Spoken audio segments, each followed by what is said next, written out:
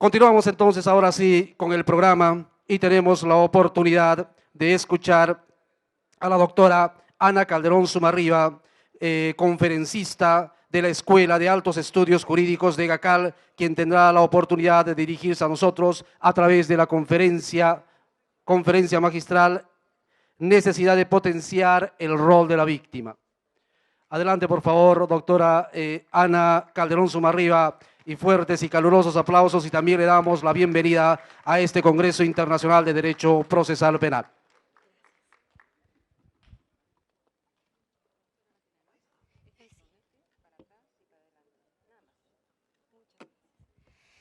Buenas tardes a todos.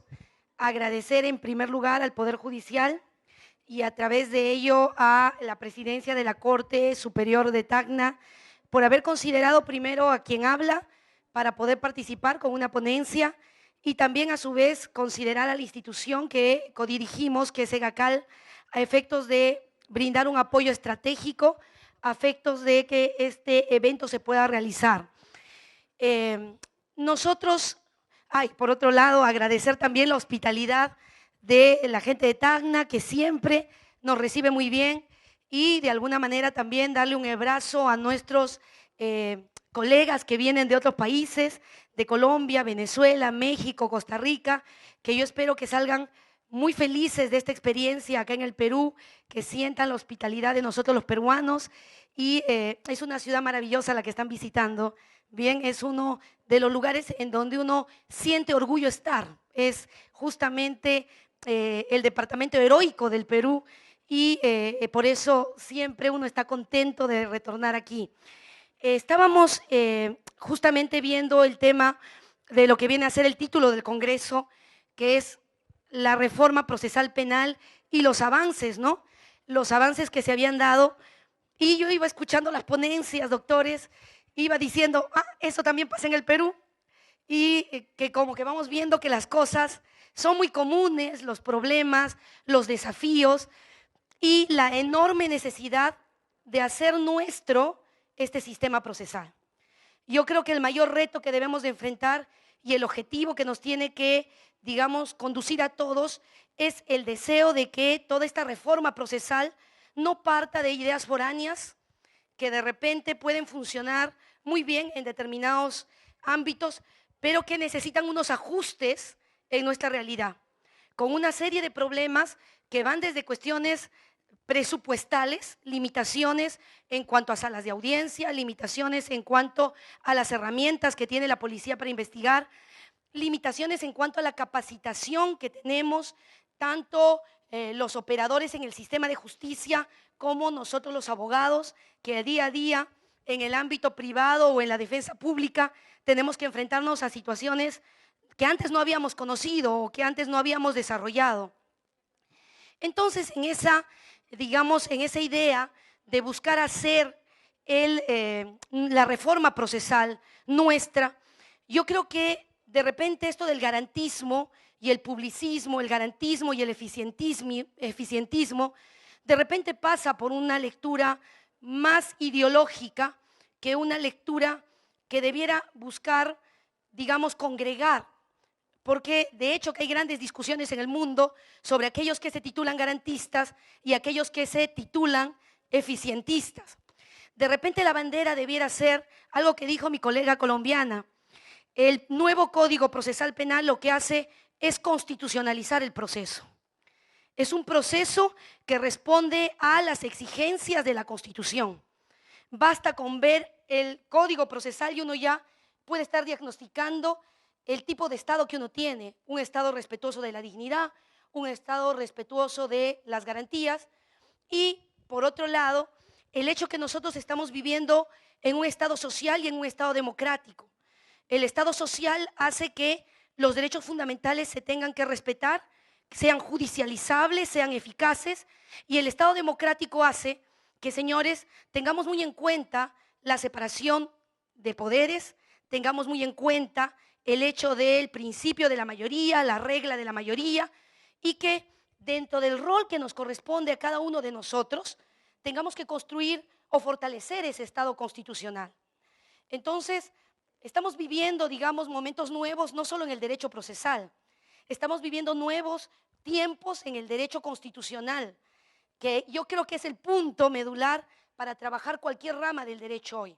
Es invasivo el derecho constitucional y entonces todo está marcado por su sello. Y a partir de ahí es que hemos querido presentar la ponencia con algunos aspectos que, digamos, de algún modo pueden ser, todavía no están definidos, pueden ser sujetos a crítica, pueden ser sujetos a discusión. Y yo creo que estos congresos, estos espacios académicos están dados justamente para ello, para que se puedan escuchar nuevas voces, para que podamos repensar el derecho y para que pongamos en la mesa algunos asuntos que requieren ser estudiados, analizados, sometidos a crítica, y de repente en algunos casos vamos a tener que enrumbar y cambiar el camino que estábamos siguiendo. Bueno, pues nosotros, como ha pasado en todo el mundo, hemos comenzado a ver a la víctima con otros ojos.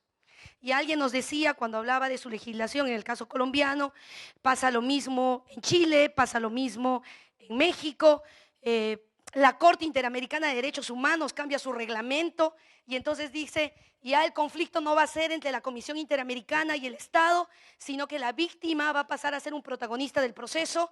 Y entonces estamos viviendo tiempos en los que la víctima, que había sido relegada, cuyas facultades de intervención en el proceso habían sido expropiadas y hasta cierto punto habría que decir que fue abandonada, bien, que se perdió interés por ella, no solamente dentro del proceso, sino también dentro del derecho penal, pues bien, comienza a redimensionarse su rol y comienza a pensarse que ella tiene que tener mayor participación dentro del proceso. Entonces, surgen una serie de razones por las cuales la víctima debiera estar en el proceso penal. Y entonces lo primero que de repente nos viene a la cabeza es establecer cuál es la razón, cuál es el fundamento de que la víctima deba estar en un proceso penal. La razón en realidad pasa por el derecho constitucional. Si bien es cierto, la victimología ha aportado bastante para el desarrollo y el estudio de las víctimas, pasa principalmente por el hecho de reconocer que todo ser humano tiene derecho a acceder a la justicia y que ese acceso a la justicia de las víctimas no se dirige específicamente a tener que cobrar una reparación civil. A nosotros los abogados nos pasa que a veces nos toca la puerta en un caso de violación sexual, un homicidio, alguien que es víctima y de repente, o alguien que es víctima directa o indirecta y nos dice, mire, yo le voy a contratar para que le fastidie la vida. Yo quiero que usted sea la piedra en el zapato del imputado. No, y usted no quiere una reparación civil, no, es que yo no quiero dinero. Yo lo quiero ver detrás de las rejas. Y señores, esa pretensión puede o no puede ser calificada como legítima. Es lo primero que tendríamos que preguntarnos. La víctima tiene derecho a que la justicia en el ámbito penal involucre el tener que llevar al sujeto responsable a una cárcel o el que tenga que imponérsele un castigo que suponga una restricción de derechos. ¿O es que, señores, podemos resolver el asunto únicamente llegando a un acuerdo? Es que esa es una salida, pero es una salida que debe depender de la voluntad de quién, no de la voluntad del Estado, señores. Esa salida debe depender de la voluntad de la víctima. Entonces no es posible que en términos de acuerdos reparatorios o en términos de principio de oportunidad, con el afán de disminuir la carga procesal, señores, generemos mecanismos a través de los cuales, bueno, pues cuando las cosas no se están poniendo a nuestro gusto, de modo que no se está aceptando el monto o no se está aceptando el tiempo de pago o las formas de pago, bueno, pues hay que hacer que esto salga de todas maneras. Y entonces hay que darle el poder al fiscal para efectos de que pueda imponer un monto o pueda imponer un tiempo para que se pague. La víctima es titular de un derecho, señores. el derecho de acceder a la justicia. Y en el ámbito penal, esa víctima se considera dañada, que puede ser dañada desde un punto de vista material, que puede ser dañada en bienes inmateriales y imposibles a veces de valorar económicamente. Entonces será ella la que tenga que decidir qué alternativa tiene para satisfacer su afán de justicia. Entonces, el primer fundamento para considerar un rol importante de la víctima acá es realmente el reconocimiento para ella de una tutela procesal efectiva. Y lo segundo, que en el caso nuestro, en el caso del Perú, se ha desarrollado con cierto, digamos, nivel de profundidad por nuestras experiencias de una política de impunidad en la época del terrorismo, es el famoso derecho a la verdad.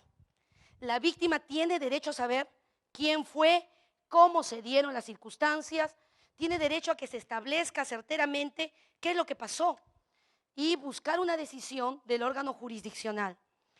Más allá de ello, señores, creo que podríamos ingresar a otros argumentos, pero me parece que en estos dos puntos se centraliza las razones fundamentales de por qué la víctima tiene que tener una participación en el proceso penal.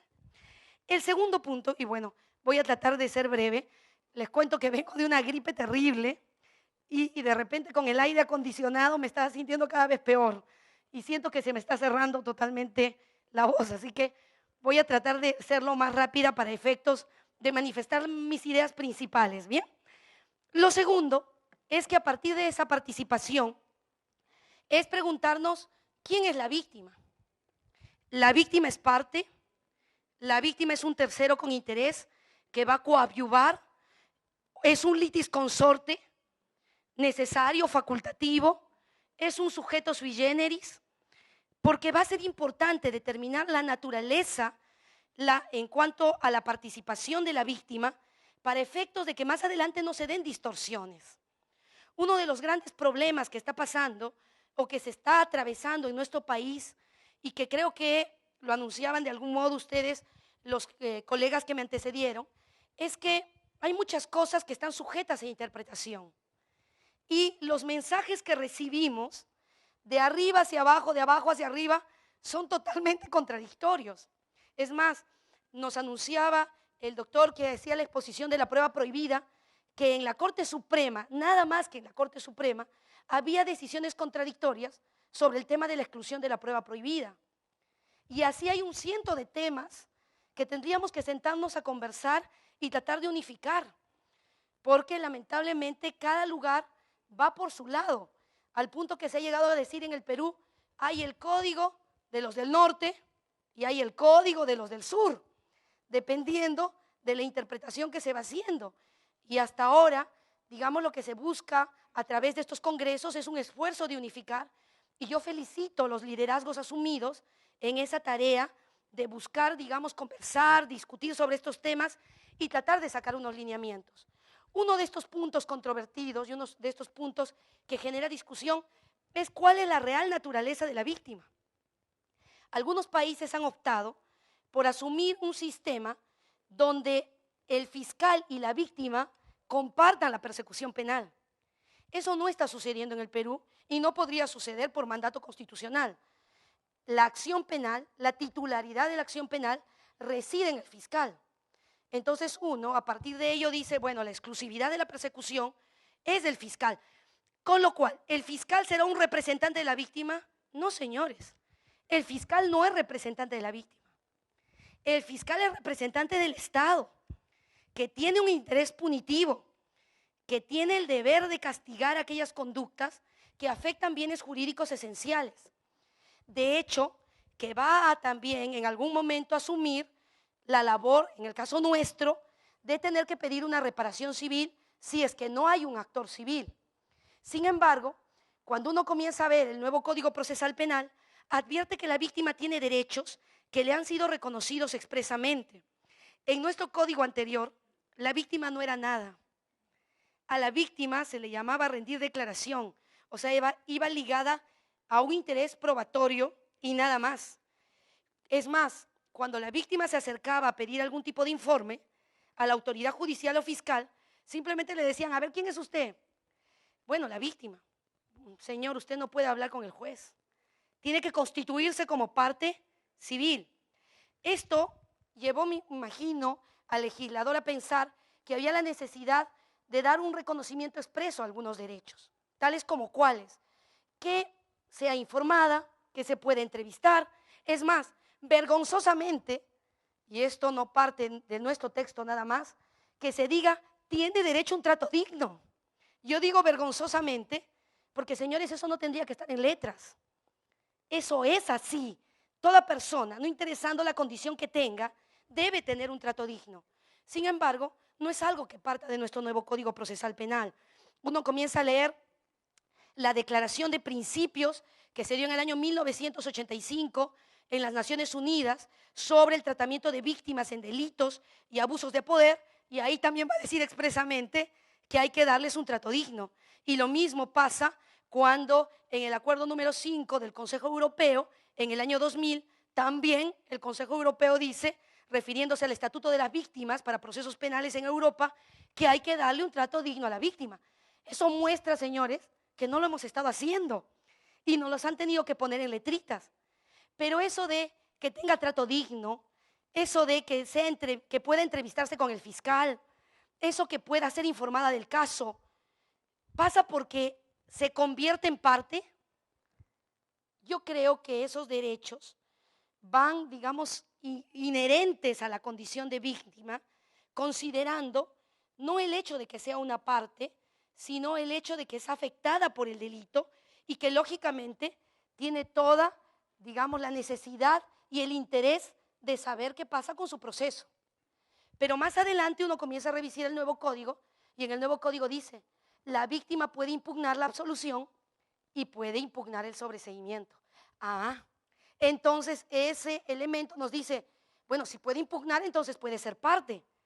Sí, pero sería digamos, muy arriesgado decir que puede ser parte a partir solo del reconocimiento del derecho de impugnación, dado que la parte, desde un concepto procesal, no solamente impugna, la parte tiene una serie de poderes en el proceso, afirma hechos, busca probarlos a través del ofrecimiento de pruebas, alega derecho, impugna y hay un reconocimiento, digamos, un reconocimiento limitado a lo que podría ser una facultad de parte. Y uno se pone a pensar, bueno, y entonces, al reconocerle esta facultad, ¿para qué se le ha reconocido? ¿Por qué la absolución y sobreseimiento? Porque dado el interés que pueda tener la víctima de que se castigue el hecho, ella podría entrar a cumplir un rol, ¿de qué tipo? Un rol subsidiario, un rol complementario. Cuando imagínense, luego de transitada la investigación preparatoria, al fiscal se le ocurre requerir el sobreseimiento, el juez de investigación preparatoria ingresa en un control de sobreseimiento, decide el sobreseimiento y la víctima dice, bueno, pero aquí las cosas no se han llevado bien. Hemos tenido un fiscal que ha tenido los elementos de convicción a la mano y no ha hecho lo debido porque no ha querido o porque no sabe hacerlo. Entonces yo debo tener esa facultad de impugnación. Pero miren que es un reconocimiento limitado. Entonces ahí podríamos hablar de un interviniente, un tercero interesado, no, porque no es un ajeno. Es parte del conflicto, digamos, sustancial. Es parte de la situación material que da origen al litigio. Entonces no podríamos hablar de un tercero. No podríamos hablar de un litisconsorte que entra a apoyar en este caso pasivo, que entra a apoyar al Ministerio Público, porque su labor en realidad no va a darse más que en un primer nivel, a nivel de investigación preliminar, aportando mucho para la investigación fiscal, y luego más adelante puede ser que ya no veamos más a la víctima, salvo que le tengamos que tomar alguna declaración a nivel de juicio, pero la víctima no ofrece prueba. La víctima en nuestro país no interviene en la audiencia de control de acusación. La víctima no lleva una tesis a juicio y de repente la podemos ver más adelante ya en un nivel de ejecución si es que en algún momento planteó la pretensión reparatoria y se constituyó en actor civil. Con lo cual, yo creo que va a ser muy importante definir, y creo que es uno de los retos que tenemos, cuál es la naturaleza. desde mi punto de vista, y lo planteo para que sea sujeto a discusión, es un interviniente sí, pero es un interviniente especial. Es un interviniente sui generis, con ciertos limitantes. No puede ser el complemento del Ministerio Público. Miren que yo voy a aplicar acá un razonamiento que le sirvió a la Corte Interamericana para su reglamento. La Corte Interamericana, cuando discute su reglamento, en el que decide que la Comisión Interamericana ya no tenga una participación protagónica en el procedimiento ante la Corte, va a decir, por equidad, no puede ser la Comisión, la Corte, las víctimas, todos contra el Estado. Si eso yo lo traslado a nuestra realidad, ¿qué diríamos? Yo no puedo poner a la víctima acompañando al fiscal y, digamos, realizando una labor totalmente complementaria y en todos los aspectos. ¿Por qué? Porque esto supondría, señores, generar un problema de igualdad de armas. Miren que hace poco observábamos con algunos magistrados algunos audios, porque en mi tarea de capacitación lo que hacemos a veces es comenzar a analizar los audios. Estamos en de querer hacer nuestro el sistema. Entonces, más allá de aprender técnicas de litigación oral a lo americano, nos sentamos a ver qué está pasando, qué se está haciendo bien, qué se está haciendo mal. Y encontrábamos una audiencia, doctores, de juicio, en donde estaba el fiscal y estaba el procurador público, constituido en actor civil. En el caso peruano, nosotros los procuradores, en el caso peruano, los procuradores, no soy procuradora, por cierto, los procuradores asumen la defensa judicial del Estado. Y en este caso estábamos ante un delito contra la administración pública, en donde estaba el fiscal, estaba el procurador y estaba el defensor. Señores, esa fue una masacre. Todos contra el defensor. ¿Incluyendo quién? Incluyendo el juez. Incluyendo el juez, señores. Era para llorar. ¿Bien? Y entonces hay que cuidar mucho ese tema. Yo ahí plantearía la siguiente interrogante. ¿Qué hacemos cuando el Estado es parte afectada? El Estado puede ser trabajada como víctima, y víctima en sentido de compasión, de restauración, de reparación. ¿Cuánto le podemos entregar al Estado como víctima? En nuestro país el procurador tiene una intervención muy fuerte, señores. Hay un deseo de que esta categoría de delitos que afectan al Estado no se pierdan. Y ahí viene la marca del eficientismo, ¿no? No, es que hay que buscar que se ganen los casos. Y para eso, si tiene que sumar el esfuerzo el fiscal y el procurador, perfecto. Bien, ¿hasta qué punto, doctores, eso se puede dar? Es algo que todavía no hemos terminado de resolver. Y yo creo que es un punto que nos debe llevar al estudio y la reflexión en este tema. ¿Corresponde o no la tutela a las víctimas? ¿Qué sucede? Es una discusión que hasta hace poco se ha mantenido. Yo he encontrado una resolución del año 2012 en la cual en el norte de nuestro país se dice si le corresponde o no la tutela a las víctimas. Y señores, quienes piensan que la acción de tutela es para las víctimas dicen, bueno, el artículo 71 del nuevo Código Procesal Penal dice que la acción de tutela pertenece a los imputados. Pero, ¿por qué no tendría que pertenecer a las víctimas? Si las víctimas tienen derecho en el proceso penal del nuevo sistema. Y además, las víctimas tienen que ser tratadas en igualdad. Ahí está el famoso principio de igualdad de armas. Todo parte de determinar la naturaleza de qué son las víctimas en el proceso penal. Además, todo parte de establecer una aplicación adecuada del principio de igualdad. La igualdad no quiere decir que a todos nos tienen que tratar igual. La igualdad supone que a personas que están en situaciones semejantes se le apliquen las mismas consecuencias. Yo no puedo igualar a una víctima con un imputado, de ninguna manera, porque el que sufre restricciones en el proceso es el imputado, a quien le hacen exámenes corporales, a quien le registran su domicilio, a quien le interceptan las comunicaciones. No es a la víctima, señores, es al imputado. Entonces, habría que pensar también muy bien hasta qué punto esto de que puede haber acción de tutela para víctimas. Yo me niego rotundamente a esa posibilidad. Es más, yo creo que el modelo está diseñado para brindar a las víctimas un apoyo, sí, pero para eso, ¿qué tenemos?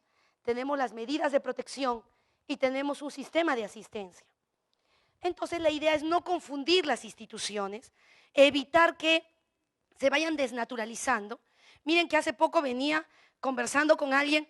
Bueno, les cuento que el jueves estuve aquí cerca en Hilo y justamente me tocó compartir el carro hasta Hilo con una persona y veníamos conversando justamente de este tema y me decía, ay, doctora Anita, usted sabe que se han planteado acciones de tutela porque no se permite o han solicitado copias gratuitas al Ministerio Público y el Ministerio Público les ha cobrado una tasa. Y yo le decía, no me diga que han pasado acción de tutela. Sí, me dice, y no es una, han planteado un montón de acciones de tutela. Y yo le digo, ¿y dónde ha sido eso? Yo pensé que me iba a decir en Tacna, me iba a decir en Hilo. Me dice, no, en Lima. Acuérdense que el nuevo código en Lima está funcionando en delitos contra la administración pública. Y lo terrible del punto era que yo me interesé, abrí los oídos y dije, eso no lo escuché. Entonces me fui a buscar a ver qué cosa había del tema y doctores, hay sentencias contradictorias. Hay tutelas que se han declarado fundadas y hay tutelas que se han declarado infundadas. Pero hay una casación de la Corte Suprema ya que tiene el carácter vinculante, que dice, señores, hay un reglamento que ha generado la Fiscalía de la Nación que establece que hay que pagar tasa por las copias.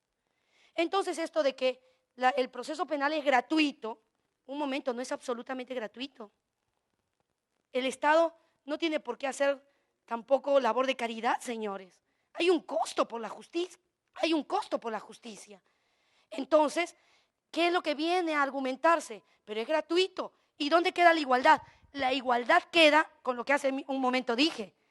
La igualdad queda cuando nosotros damos un trato diferente a los que están en condición distinta. Bueno, pues, ¿qué pasa con aquel que no puede pagar? El reglamento dice que no hay que cobrarle. Pero ¿qué pasa con aquel que sí puede pagar? Entonces, hay que comenzar a trabajar mucho en este tema de unificar criterios.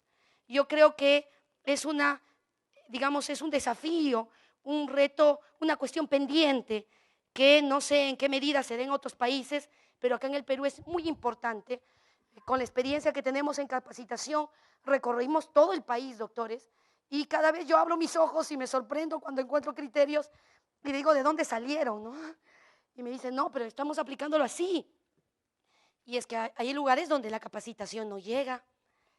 O, señores, lamentablemente también hay posiciones caprichosas, no bien sustentadas y lamentablemente eso a veces distorsiona el trabajo que podamos realizar. Todo esto lo dejo a la idea de la discusión, de la investigación, de la propuesta. ¿Necesitamos mejorar la situación de las víctimas? Claro que sí, necesitamos que realmente no sean victimizadas de nuevo. Hay un gran avance con que ya estén letritas en el nuevo código. ¿Qué necesitamos además de eso? Necesitamos una cabal información de sus derechos. Yo suelo hablar con las personas de a pie y me dicen, mire, doctora, qué bonito, ¿no? Han construido ese edificio, está moderno, está bien pintado, pero sigue siendo lo mismo. Sigue siendo lo mismo. Nos tratan mal, le preguntamos, no nos contesta. Y eso no pasa solo. Alguien decía que hay que contratar más ingenieros. Yo diría, eso no pasa solo por el derecho. Eso pasa por la gestión. Eso pasa por el recurso humano. Eso pasa por calidad en el servicio. La justicia es un servicio. Y eso pasa por una formación integral. Hablo con jueces, señores, que me dicen, doctora Anita, es terrible trabajar con el nuevo código. Tengo que trabajar de lunes a viernes, de 8 de la mañana a 8 de la noche. Y el sábado también. Ya no hay vida. Pregunto, ¿y hay una propuesta de cómo manejar el estrés en el Perú? ¿De los jueces y los fiscales? ¿Queremos jueces y fiscales enfermos? ¿Son máquinas, señores? No, son seres humanos. Y entonces necesitamos incentivar que se incorporen también mecanismos de buena gestión, mecanismos de manejo del recurso humano para que el trabajo sea de calidad y para que la gente se sienta comprometida para el cambio. Segundo punto, debemos considerar a la víctima como un aliado. Los fiscales tienen en la víctima al aliado, pero hay que saber cómo entrevistarlo. Hay que saber cómo tratar a la víctima. Hay distintas manifestaciones culturales, ideologías, estratos sociales, problemas. Y entonces no podemos trabajar como si todos fueran cortados bajo la misma tijera. Hay mucho que se ha dicho y mucho que se ha avanzado. Hay un sistema de atención integral a las víctimas. La Fiscalía lo ha generado. El MINDES trabaja también con una política de asistencia a víctimas cuando hablamos de violencia de género y cuando hablamos de menores. El Ministerio de la Defensa tiene los defensores públicos para las víctimas. Pero ¿saben qué sentimos? Que cada uno va por su camino. ¿Qué debemos hacer? Debemos generar un ente rector. Debemos unificar criterios. Con lo cual, lo que debiéramos estar logrando, ¿qué cosa es? Una mejor comunicación, una sola señal a las víctimas, una muestra de todo el trabajo que se viene haciendo. Es necesario que los aparatos de comunicación funcionen, que el pueblo se entere de lo que se está haciendo, que la reforma no pasa por construir nuevos locales, que realmente hay derechos y que se pueden hacer valer. Y también es importante establecer que esos esfuerzos también implican un ahorro de gasto, de esfuerzo, y eso solamente se va a dar si tenemos una buena organización, si tenemos objetivos comunes y si no estamos andando cada uno por nuestro camino sin tener un liderazgo claro. Bueno, pues es todo lo que quería compartir con ustedes. Muchas gracias por su atención. Muchas gracias.